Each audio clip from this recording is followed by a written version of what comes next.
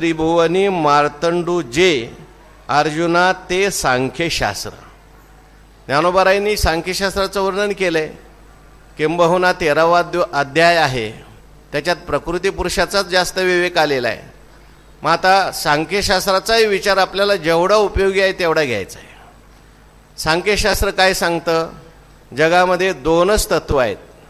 कोणती कोणती दोन तत्व आहेत? एक आहे प्रकृती आणि दुसरं आहे पुरुष.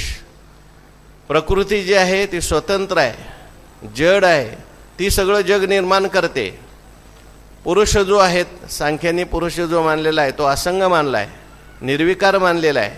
परंतु सांख्यांचा जो पुरुष आहे तो एक नाही, तो नाना सांगितले. पुन्हा पुरुषाला त्यांनी व्यापक असं म्हटलेलं आहे. आणि प्रकृती करते, जगत निर्माण करते आणि पुरुष त्याचा भोक्ता होतो असं वर्णन केलेलं आहे. प्रकृती करी कर्मे ती म्या केली म्हणे भ्रमे, करता येणे नामे बोलीजे जीव, तो तरी अकर्ता उदास अभोक्ता पै या पतिव्रता भोगविजे. सांख्यांचं म्हणणं आहे बाबा सगळं करणारी प्रकृती आहे, परंतु जो पुरुष आहे तो तिच्याशी तादात्म्य घेतो. तादात्म्य घेऊन मी करताय असं मानावं लागतं. म्हणून सगळं त्याच्या मागे सुखदुःख लागतं. कारण करता नसताना आपण स्वतःला करता म्हटलं की आपल्या मागे दुःख लागलं. मागे मी उदाहरण दिलं होतं. जो स्वतःला करता भोगता समजतो त्याला त्या ठिकाणी दुःख भोगावं लागतं. देखा पुढिलाचे ओझे आपल्या माथा घेजे. हो, मागे मी उदाहरण सांगितलं होतं. नाथ महाराजांनी एक उदाहरण सांगितलंय. एका चोराने त्या ठिकाणी एका राजवाड्यावर चोरी केली. हुशार चोर होता, राजवाड्यावर चोरी केली. दुसऱ्या दिवशी राजाला कळलं की राजवाड्यात काय झालेली आहे, चोरी झाली. राजाने सगळे पोलीस वगैरे मागवले. पोलिसांनी सगळ्या ठिकाणी राजवाड्यात पाहिलं, म्हणजे राजवाड्याच्या मागच्या बाजूला पाहिलं, पुढच्या बाजूला पाहिलं, कुठेही चोराचा काही मागमूस दिसला नाही. मग आता हा जो चोर होता तो त्या गावातलाच होता. बहुतेक चोर जे असतात ते तिथलेच असतात, बाहेरचे नसतात, आजूबाजूचेच असतात, त्यांना सगळं माहिती असतं. मग तो चोर जो होता तो पोलिसांना म्हणायला लागला, काय लागला का तुम्हाला काय मागमूस? कशी चोरांनी चोरी केली तुम्हाला माहिती आहे का? चोर म्हणले, नाही हो, चोर खूपच हुशार असला पाहिजे, अजिबात त्याने कुठलाच मागमूस ठेवला नाही, फार चोर हुशार असला पाहिजे. मग हा समोर गेला आणि म्हणायला, तुम्हाला कळत नाही. म्हटलं, मी सांगतो चोरांनी काय केलं असलं पाहिजे. म्हणजे काय केलं असलं पाहिजे? तो मागच्या भिंतीच्या बाजूला घेऊन गेला आणि म्हटला, बघा इथे या भिंतीवर थोडेसे छिद्र दिसतात ना, चोरांनी काय केलं असावं, इथे खिळे ठोकले असावे आणि एक एक खिळा ठोकून तो वर गेला असावा.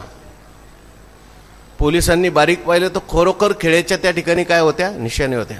त्याला म्हटले, का हो तुम्ही एवढे हुशारी, तुम्ही तर खरं तर पोलिसात पाहिजे होते म्हटले, कारण तुम्हाला चोरांनी कशी चोरी केली हे कळतंय.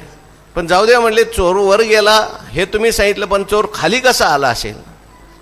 म्हटलं, चोर फार हुशार असतात. चोरांनी काय केलं असेल, पहिला वरचा खिळा काढला, खाली पाय दिला, नंतर खालचा खिळा काढला, खाली पाय दिला, आणि नंतर शेवटचा खिळा काढला आणि मी पडलो म्हणला. मी पडलो असं म्हटलं की चोरांच्या लक्षात आलं, घाला यालाच बेड्या, हात चोर आहे.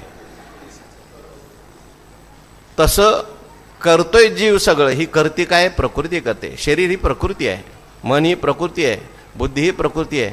पण हे सगळं करत असताना याच्यातला जीव किंवा पुरुष जो आहे तो मी केला असं म्हणायला लागतो. आणि मी केलं असं म्हटलं की त्याला सगळं दुःख भोगावं लागतं. शरीर मी म्हटलं की जन्म मरण आपल्या मागं लागलं, मन मी म्हटलं सुखदुःख आपल्या मागं लागले, बुद्धी मी म्हटली सगळी आपल्या मागं लागलं. म्हणून त्या ठिकाणी काय करायचं आहे? फक्त प्रकृती पुरुषाचा विवेक करायचा आहे. सांख्यशास्त्र सांगतं बाबा काय, आत्मा तो आत्मयाच्या ठाई, देखिजे देहीचा धर्म देही, ऐसे देखणे ते पाही अनादि. आत्मा वेगळा आहे, शरीर वेगळे, असा विचार प्रकृती पुरुषाने करायचा आहे.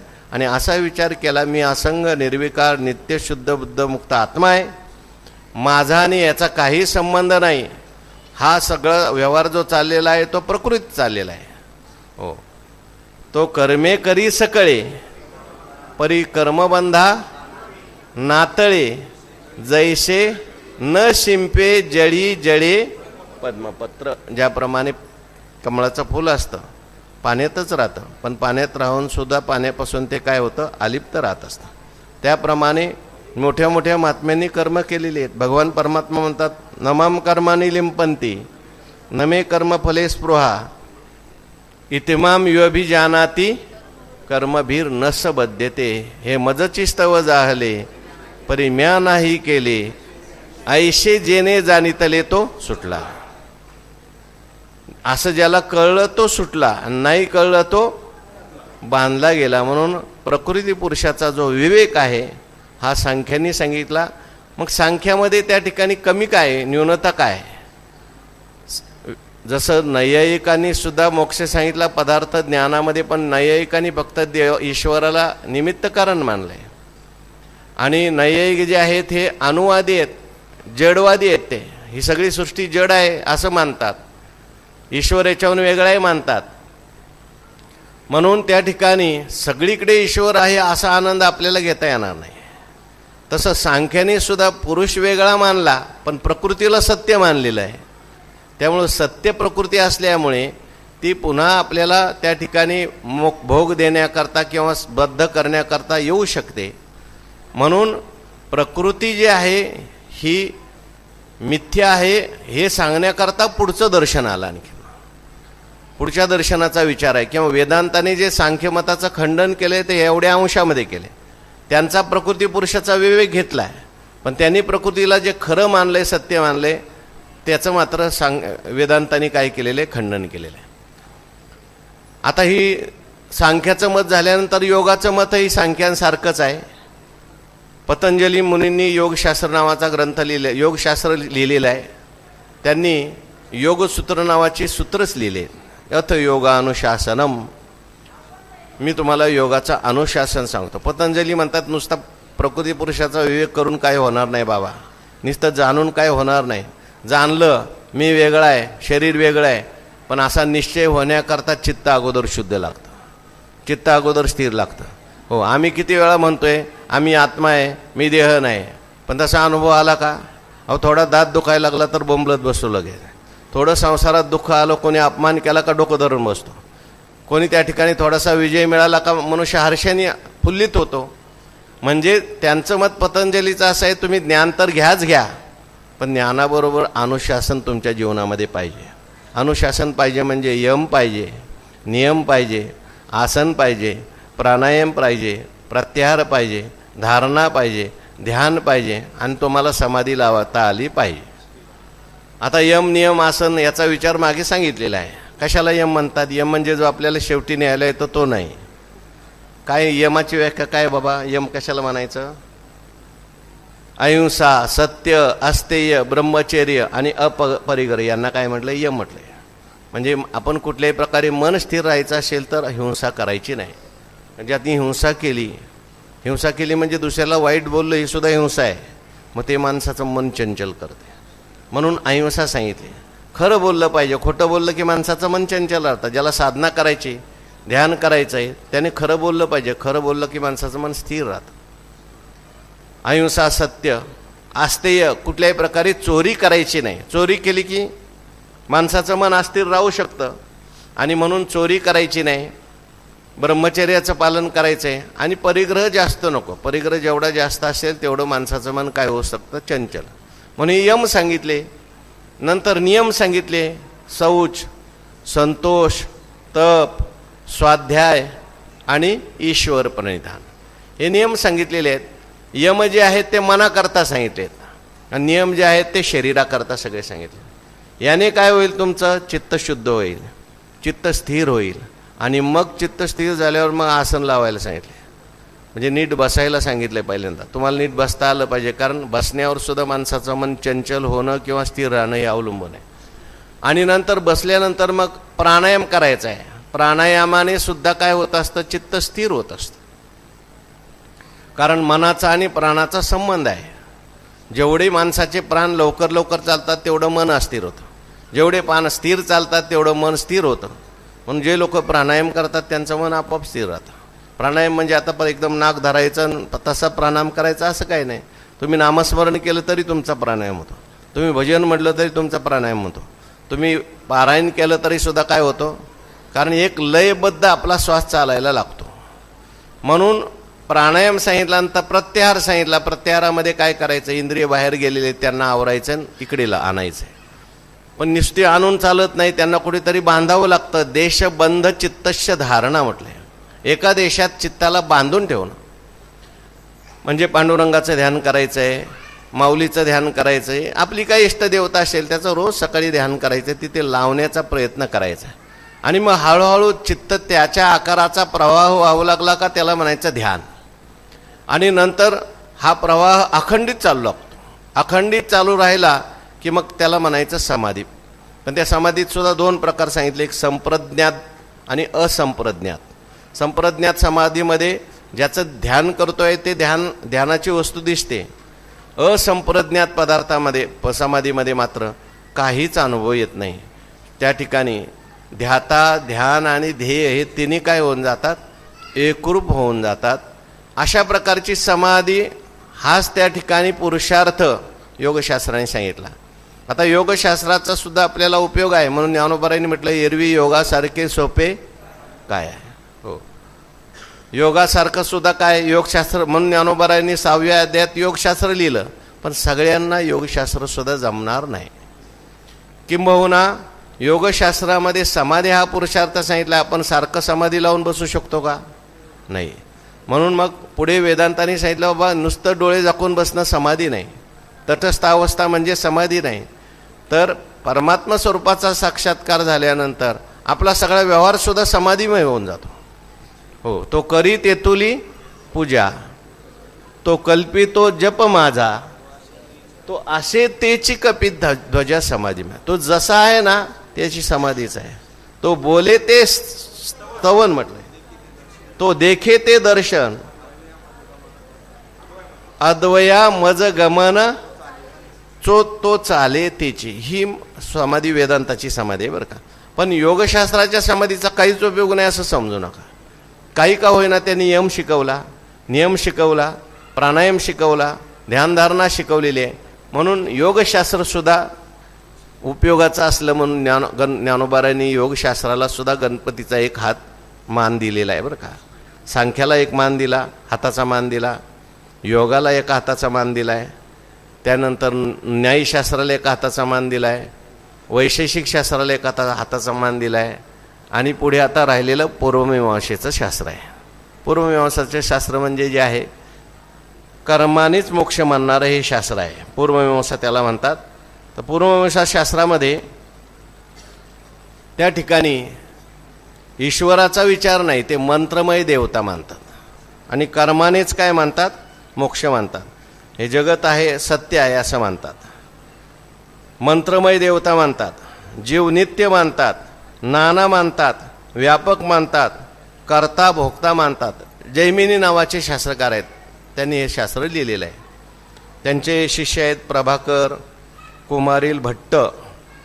तर यांचं काय म्हणणं आहे, ते म्हणतात बाबा तुम्ही हे सगळं ज्ञान सांगता, प्रकृती सांगता, विवेक सांगता, पण व्यवहारात त्याचा काही उपयोग होत नाही. व्यवहारात वागायचं असेल तर सगळा कर्माचा सिद्धांत श्रेष्ठ आहे. कर्मच माणसाच्या जीवनामध्ये त्याला बंध प्राप्त करून देतं, कर्मच माणसाला मोक्ष प्राप्त करून देतं. ईश्वरसुद्धा जे फळ देत असतो ते कर्मानुसार देतो. ईश्वर ते मानतच नाहीत, मंत्रमय देवता मानतात. आणि त्या ठिकाणी कर्माने माणसाच्या जीवनामध्ये बदल घडत असतो. आणि हे जे पूर्वमीमांसेचं शास्त्र आहे ते शास्त्र व्यवहारात मानलेलं आहे बरं का. आचार्यांनी सुद्धा मानलेलं आहे. ते म्हणतात व्यवहार येतो भट्ट नया, व्यवहारात आमचं शास्त्र मानू नका. व्यवहारात काय मानायचं आहे, जैमिनीचं शास्त्र माना, पूर्वमीमांसा शास्त्र माना. मग जैमिनीचं शास्त्र व्यवहार सांगणारं शास्त्र आहे. अगदी जन्माला आल्यापासून जीवावर कसे संस्कार करायचे, हो 16 संस्काराचा विचार कुठं आलेला आहे, जैमिनीच्या शास्त्रात आलेला आहे. हो, म्हणजे जीव जन्माला घालतानाच गर्भाधान संस्कार कसा करायचा, जन्माला आल्यानंतर त्याच्यावर कसे संस्कार करायचे, नामकरण कसं करायचं, उपनयन कसं करायचं, त्याच्यानंतर पुढे विवाह संस्कार कसा करायचा, मेल्यानंतर त्याचा अंत्यसंस्कार कसा करायचा, याचा सगळ्याचा विचार कुठल्या शास्त्रात सांगितलेला आहे, जैमिनीच्या शास्त्रात सांगितलेला आहे, पूर्वमीमांसेमध्ये सांगितलेला आहे. तर त्यांचं म्हणणं असं आहे, मोक्ष जर प्राप्त करून घ्यायचा आहे त्यांनी काही कर्माचे प्रकार सांगितलेले. नित्यकर्म आहेत, नैमित्तिक कर्म आहेत, काम्यकर्म आहेत, प्रायश्चित्त कर्म आहेत. ज्ञानोबारायांनी अनेक ठिकाणी ज्ञानेश्वरीमध्ये पूर्वमीमांसेचा विचार सांगितलेला आहे. अग्निमुखी हवन, न करील देवता पूजन, प्राप्त वेळे भोजन, ब्राह्मणांचे विमुख होईल अतिथी, विमुख होईल गुरुभक्ती, आदरून करील अतिथी, संतोष नेदिल ज्ञाती आपुलिये. किंवा गुरु गोत्र गो पूजी, गुरुगोत्र अग्नी पूजी, अवसरे भजी द्विजी, निमित्ताधिके यजे पितृदेशी. म्हणजे नित्यकर्माचा विचार सांगितला. रोज माणसाने नित्यकर्म केलं पाहिजे. ग्रस्ताकरता 5 नित्ययज्ञ सांगितलेले आहेत. ब्रह्मयज्ञ सांगितला, देवयज्ञ सांगितला, मनुष्ययज्ञ सांगितला, भूतयज्ञ सांगितला, आणखीन कोणता राहिला आता, पितृयज्ञ सांगितला. 5 यज्ञाचा विचार सांगितलेला आहे. नैमित्तिक कर्मसुद्धा केलं पाहिजे. म्हणजे एखादा निमित्त घेऊन काही कर्म येतात. सोम सूर्यादी ग्रहणे, येऊनी करविती पार्वणे, का माता पितर मरणे, अंकित जे दिवस. त्यावेळेससुद्धा त्या ठिकाणी ही जी काही व्रत आहेत ह्या सगळ्यांचं आचरण केलं पाहिजे. त्यांचं म्हणणं आहे नित्य नैमित्तिक कर्म माणसाने केलं पाहिजे, काम्यकर्म करायचं नाही. आणि जर निषिद्ध कर्म केलं तर त्याच्यासाठी प्रायश्चित्त कर्म करायचं. मग हे सगळं वेदांनी सांगितलं आहे. खरं तर वेदाचं अपौरुषत्व ज्यांनी स्थापन केलं आहे ते पूर्वमीमांसकच आहे. पूर्वमीमांसांनी शब्दांचं खूप वर्णन केलेलं आहे. शब्द त्या ठिकाणी नित्य असतो असं सांगितलं. वेदसुद्धा काय आहेत, नित्य असं सांगितलेलं आहेत. आणि मग वेदात सांगितलेली ही जी कर्मे आपण केली तर ही कर्म केल्यानंतर काय होतं, नित्य नैमित्तिक कर्म केली तर त्या ठिकाणी चित्तशुद्धी होते. हो, तैसे निष्ठा केले कर्म झाडी करोनी रजतम, मग सत्वशुद्धीचे धाम डोळा. नित्य नैमित्तिक कर्म आपल्या वाट्याला आलेलं केलं आपोआप चित्तशुद्धी होते, चित्त स्थिर होतं. काम्य करायचं नाही, नाही तर काम्य जर केलं तर मग ते पुन्हा फळाला बांधतं, आपल्याशी आपल्याला फळाबरोबर बांधतं. आणि निषिद्ध सेवन करायचंच नाही. नित्य नैमित्तिकच कर्म केली आणि तेही कर्म कशी करायची, कर्तृत्वाचा अहंकार सोडायचा, फलाची आसक्ती सोडायची. तो कर्मे करावा हा चांगू निरोप माझा. हो, भगवान परमात्मा म्हणतात म्हणून देह संगू सांडोनी फळी लागू,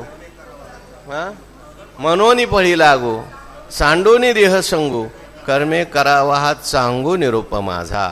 अशी कर्म केल्यानंतर त्यांचं म्हणणं आहे पुढे हळूहळू चित्तशुद्धी होते आणि मग देह मी नाही अशी भावना निर्माण होते आणि आपोआप त्या माणसाला काय प्राप्त होतो, मोक्ष प्राप्त होतो. पण यांचा सुद्धा मोक्ष आहे तो मात्र जडच आहे किंवा दुःखाचा अभाव हाच मोक्ष आहे.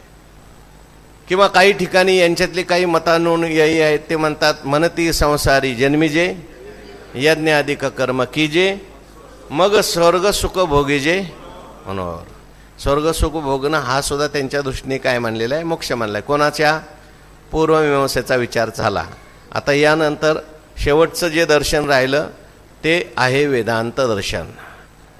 यालाच उत्तर मीमांसा असं म्हणतात. व्यास महर्षींनी ब्रह्मसूत्र लिहिलेली आहेत. आता या सगळ्या दर्शनाचा जो जो आवश्यक भाग आहे तो वेदांत दर्शनाने घेतलेला आहे. मग वेदांत दर्शनाचं मत काय, किती तत्व मानतात, तर वेदांत दर्शन एकच तत्व म्हणतात. सत्यतू सत्यतू सत्यतू विठ्ठला कागा हा दावेला जगदाकार. वास्तविक पाहता जगामध्ये दुसरं तत्वच नाही. श्लोकार्धेन प्रवक्ष्यामी यदुक्तम ग्रंथ कोटिभी ब्रह्मसत्यम जगन्मिथ्या जीवो ब्रह्मैव ना परहा. जगामध्ये दुसरं कोणतंच तत्व नाही. एकमेवा द्वितीयम ब्रह्म म्हणजे परमात्माच आहे, बाकी काही नाही. जीव सुद्धा परमात्मरूप आहे, जगतसुद्धा परमात्मरूप आहे. मग आपल्याला जीव का वासला, भगवान म्हणतात ममैवांशो जीवलोके जीवभूत सनातना मनःषष्ठानी इंद्रियानी प्रकृतीस्थानी कर्षती. प्रकृतीशी तादात्म्य केलं म्हणून तो जीव झालेला आहे. हा परमात्माची परी दुसरा परी जे अहंकार निद्रा निदसुरा मनोनी स्वप्नाचे या ओरबारा संतोषेशिनी. वास्तविक पाहता जोपर्यंत भेद आहे, अज्ञान आहे, तोपर्यंत त्याला जीव, जगत, ईश्वर असे भेद त्या ठिकाणी दिसतात. आणि एकदा त्याला परमात्मा स्वरूपाचा साक्षात्कार झाला की मग त्याच्या दृष्टीने अवघेची त्रैलोक्य आनंदाचे आता चरणी जगन्नाथा चित्त ठेले, माये जगन्नाथ बाप जगन्नाथ अनाथाचा नाथ जनार्दन. म्हणून अशा प्रकारे देखा षडदर्शने मणिपती, तेची भुजांची आकृती, मनोनी विसंवाद धरती आयुधे हाती. आता ज्ञानोबाराय म्हणतात ठीक आहे, 6 भुजांच्या ठिकाणी 6 दर्शन आहेत आणि त्यांच्या हातामध्ये जे आहे ते आयुध आहेत, ते विसंवाद आहेत. म्हणजे त्यांचा एकमेकाचा एवढा संवाद नाही, वेगवेगळे विचार आहेत.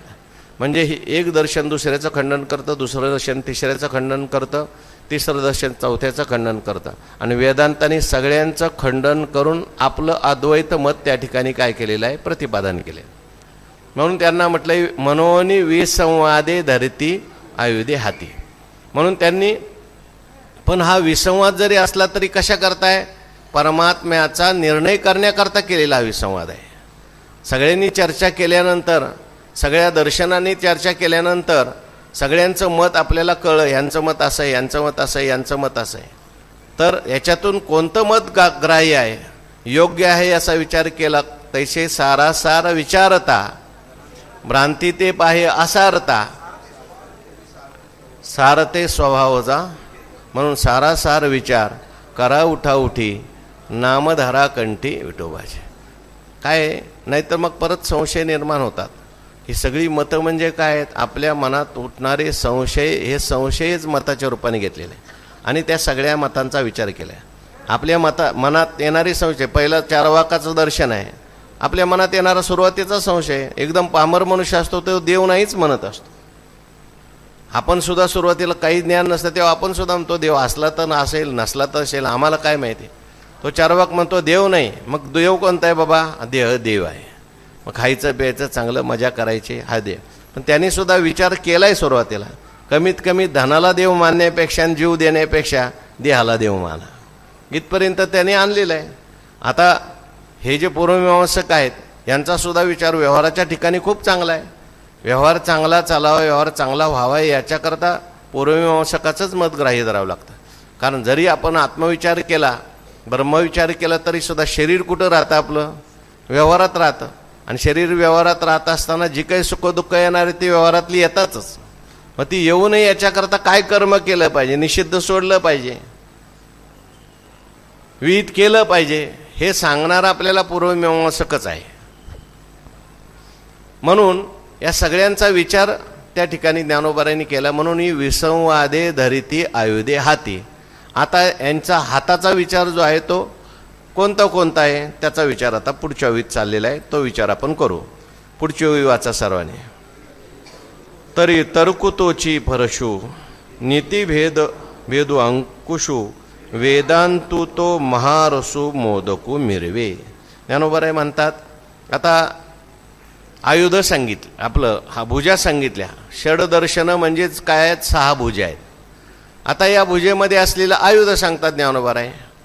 पहिली जी भुजा आहे ती कोणती आपण पाहिली होती, न्यायशास्त्राची भुजा आहे. मग या न्यायशास्त्राच्या भुजेच्या हातात कोणता आयुध आहे त्याचा विचार ज्ञानोबाराय सांगतात. तरी तर्कू तोची फरशू.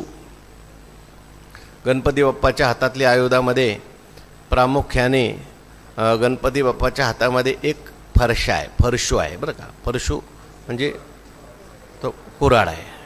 हो, कशा करता ही कुऱ्हाड आहे, गणपती बाप्पाने कुऱ्हाड ठेवलेले. अनेक दानवांचा पराभव गणपती बाप्पाने त्या कुऱ्हाडीच्या माध्यमातून केलेला आहे.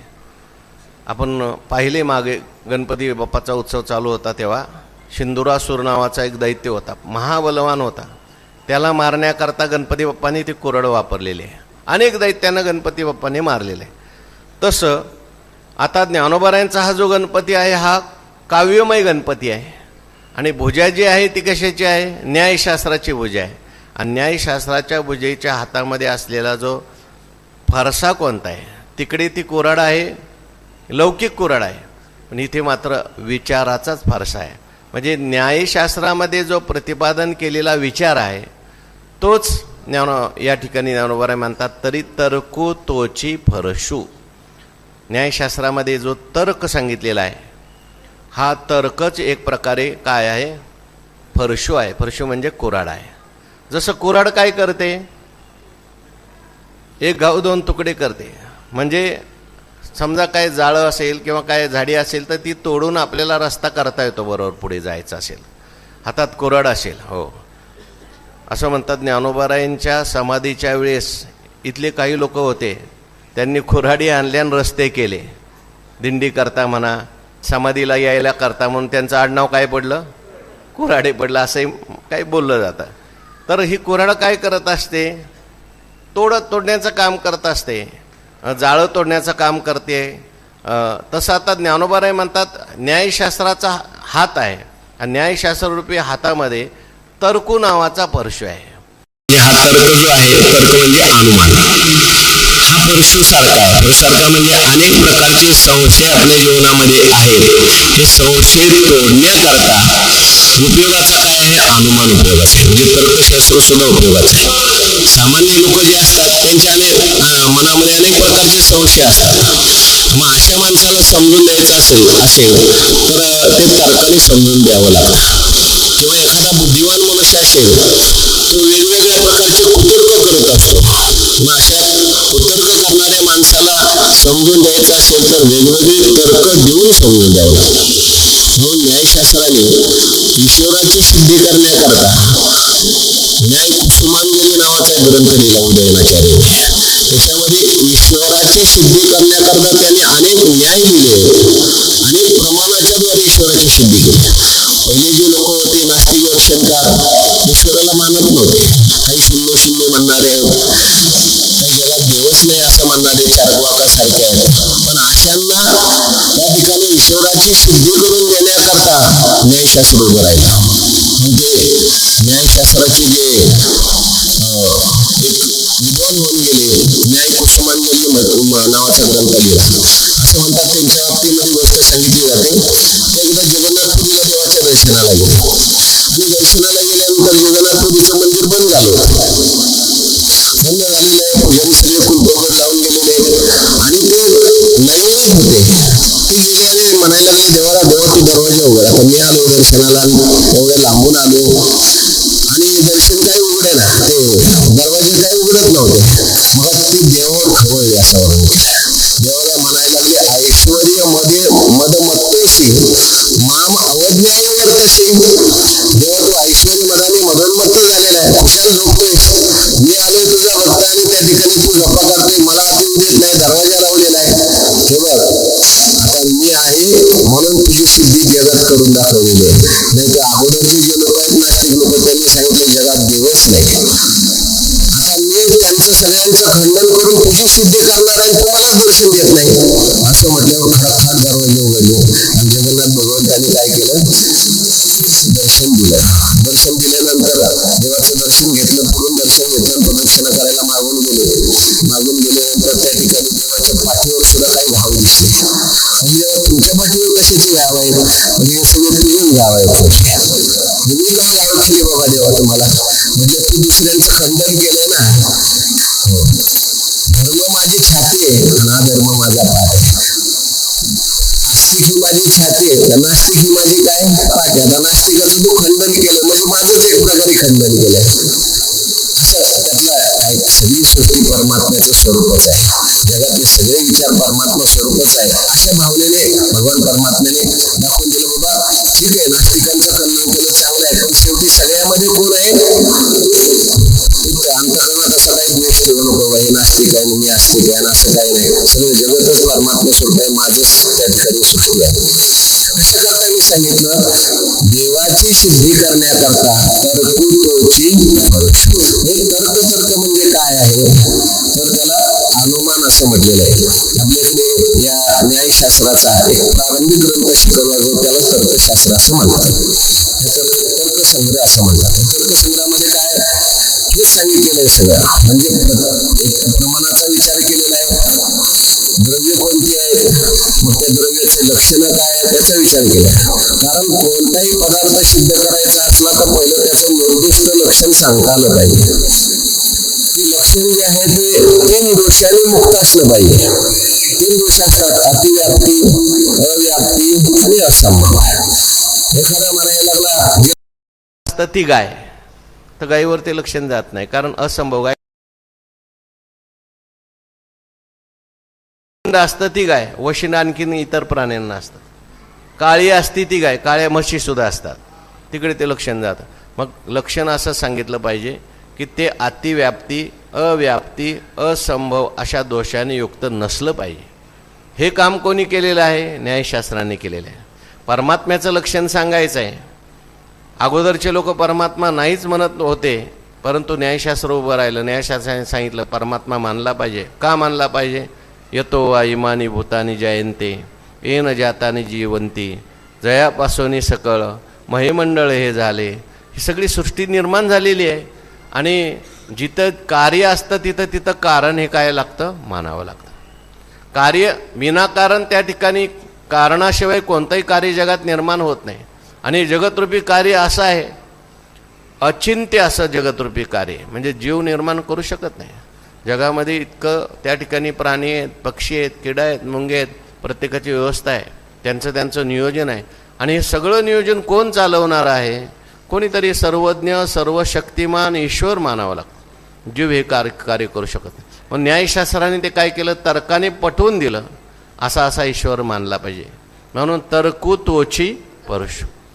परशी कशाकरता घेतली? गणपती बाप्पांनी लोकांच्या मनात असलेले जे देवाविषयी तर्क आहेत, देव आहे का, नाही का, आहे तर कोटी आहे, कसा आहे, एकदेशी आहे का व्यापक आहे, त्या ठिकाणी आपल्याहून भिन्न आहे का अभिन्न आहे, हे सगळे तर्क आपण जातो. ज्ञानोबाराय म्हणतात आमचा गणपती असा आहे. या आमच्या गणपतीच्या दर्शनाला तुम्ही आले आणि गणपती बाप्पाचा हातातला फरशू पाहिला, तो फरशू गणपती बाप्पा, तुम्ही जर गणपती बाप्पाला माझ्या नमस्कार केला, तुमच्या मनातले सगळे तर्क तो काय करणार आहे? काढून टाकणार. तर्कू तोची फरशू.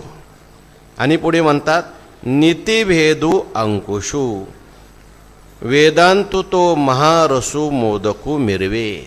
नीतिभेदू अंकुशू. आता दुसरी भुजा जी आहे ती कोणाची आहे? षडशास्त्रामध्ये आपण पहिला नैयायिक सांगितला, दुसरा कोण सांगितला होता? हो, झोपायचा नव्हता सांगितला बरं का. दुसरा कोण सांगितला होता? वैशेषिक सांगितला आहे. दुसरा वैशेषिक दर्शनकार हा न्यायिकाचाच भाऊ आहे. त्याने 16 पदार्थ मानले तर याने 7 पदार्थ मानले.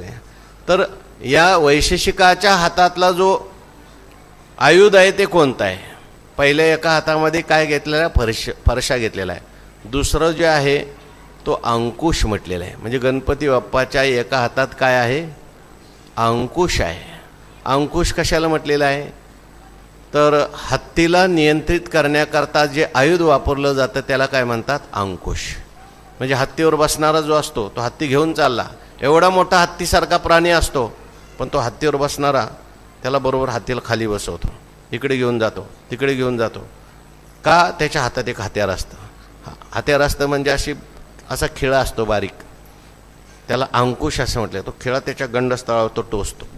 टोचल्याबरोबर हत्ती जो आहे इतका वेगवान असलेला हत्ती आहे, थांबवायचं असलं तर लगेच तो टोचला खिळा की बरोबर हत्ती थांबतो. म्हणजे ऐरावत रत्न थोर त्याशी अंकुशाचा मार म्हटले. त्याला काय? अंकुश आहे.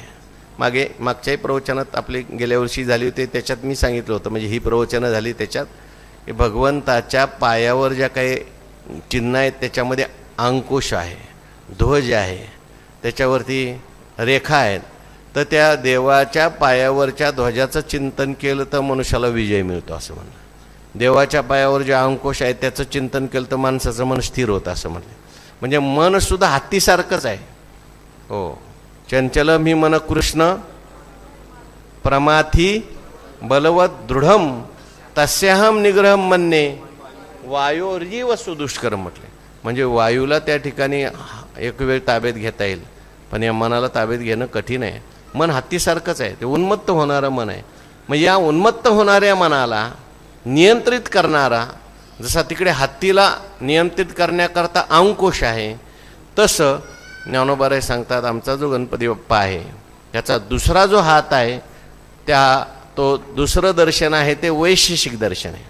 आणि वैशेषिक दर्शनाचा जो विचार आहे तोच एक प्रकारे आपल्या मनरूपी हत्ती त्याला नियंत्रित करण्याकरता, शरीररूपी हत्ती नियंत्रित करण्याकरता अंकुश आहे. तो कोणता अंकुश आहे म्हटलं? नीतिभेदू अंकुशू. याला म्हटलं ज्ञानोबारायांनी नीतिभेदू म्हटलंय. म्हणजे वैशेषिक शास्त्राने नीतीचा विचार केलेला आहे. वैशेषिक शास्त्राचं सूत्रच सांगताना असं सूत्र सांगितलं. वैशेषिकांचं पहिलं सूत्र जे आहे त्या सूत्रामध्ये असं म्हटले, अथातो धर्मम व्याख्यास्यामः. आणि दुसरं वैशेषिक शास्त्राने धर्माची व्याख्या सांगत असताना अशी सांगितली, यतो अभ्युदय निःश्रेयस सिद्धी सा धर्मा. धर्म म्हणजे काय हो. आता हे धर्माची व्याख्या लोक वेगवेगळ्या धर्माच्या व्याख्या करतात, परंतु वैशेषिक शास्त्राने धर्माची व्याख्या सांगितली ज्यामुळे आपल्या जीवनामध्ये आपलं इहलोकाचं कल्याण होईल. इहलोकातलं म्हणजे लौकिकसुद्धा माणसाचा चांगला झाला पाहिजे आणि निःश्रेयस म्हणजे त्याला पुढे मोक्षसुद्धा मिळाला पाहिजे.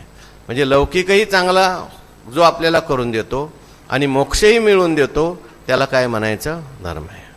केवळ लौकिकाचा विचार करत असेल तो धर्म नाही, केवळ मोक्षाचाच विचार करत असेल ते म्हणतात तो धर्म नाही. लौकिक यतो अभ्युदय निःश्रेयस सिद्धी सधर्म, ज्याच्यामुळे अभ्युदय होतो म्हणजे लौकिक उत्कर्षसुद्धा होतो आणि निःश्रेयस म्हणजे पारलौकिकसुद्धा उत्कर्ष होतो आणि आपल्याला मोक्ष प्राप्त करून देतो, तो आपल्या जीवनातला धर्म आहे. धर्म म्हणजे काय? म्हणजे शास्त्राने जे काही नियम सांगितलेले आहेत त्याच्यानुसार आपण असं वागलं की आपल्याला लौकिकातलंही सगळं प्राप्त होतं. हो काय हा कामधेनू हा होईल म्हटलंय. स्वधर्माते भजाल तरी कामधेनू हा होईल म्हणेल. म्हणजे स्वधर्माचं जर आचरण केलं तर कामधेनूसारखा आपल्याला स्वधर्म रक्षण करतो. धर्माचं रक्षण आपण केलं तर धर्म आपलं रक्षण करतो आणि पुढे हळूहळू हा धर्मच आपल्याला देवाकडे घेऊन जातो. म्हणून देखा स्वधर्माते भजाल तरी कामधेनू हा होईल. प्रजाहू न संडील तुमते कदा, तुम्हाला हा कधी सोडणार नाही, शेवटपर्यंत तुमच्याबरोबर येईल. म्हणून हा धर्म जो आहे नीतिभेदू अंकुशू असं म्हटले. आणि वेदांत तो महारसू मोदकू मिरवी. ज्ञानोबाराय म्हणतात गणपती बाप्पाचा एक हात आहे. आता किती भुजांचा विचार झाला? 2 भुजांचा विचार झाला. 2 भुजांच्या विचारामध्ये वैशेषिक शास्त्रामध्ये धर्माचा विचार आहे. धर्माचा विचार म्हणजे काय? पदार्थांचा विचार आहे. आणि पदार्थाचं धर्म काय आणि साधर्म काय आणि वैधर्म काय असा विचार सांगितला आहे. म्हणजे बाकीचे सगळे पदार्थ सांगितले आणि त्यांच्यानंतर आत्मा सांगितला. आत्म्याचं साधर्म्य आणि वैधर्म्य जर कळलं, हे बाकीचे सगळे पदार्थ वेगळे आहेत, आत्मा याच्याहून वेगळा आहे असा विचार केल्यानंतर पुढे मोक्षही प्राप्त होतो. आणि पदार्थांचा विचार केल्यानंतर लौकिकसुद्धा उत्कर्ष होतो. म्हणून सगळ्या पदार्थांचाही विचार करायचा आहे, पुढे आत्म्याचाही विचार करायचा आहे आणि हे सगळं करून आपल्याला अभ्युदयही प्राप्त करून घ्यायचा आहे आणि मोक्ष प्राप्त करून देणारा असल्यामुळे नीतिभेदू अंकुश. कारण नीतिशास्त्रसुद्धा महत्त्वाचं आहे. ज्ञानोबारायांनी नीतिशास्त्र भगवंताने असं म्हटलंय, हां ते नीतिशास्त्र मी अशी कोवी आली बघ पै सारासार निर्धारितया धर्म ज्ञानाचा पक्षु धरतिया सकळ शास्त्रा माझे या नीतिशास्त्र ते मी म्हटले. मी नीतिशास्त्र का म्हटलं भगवंतानी? कारण नीतिशास्त्राने जो वागतो, धर्मशास्त्राने जो वागतो, शेवटी तो परमात्मा स्वरूप होत असतो. म्हणून नीतिशास्त्र हे सगळ्यात जवळचं शास्त्र आहे. म्हणून नीतिभेदू अंकुशो असा शब्द ज्ञानोबारांनी लिहिला. आता वेदांत तो महारसू मोदकू मिरवे. वेदांत जो आहे तो काय आहे? महारस आहे. याचा विचार आपण उद्याच्या प्रवचनात पाहू. पुंडलिकवर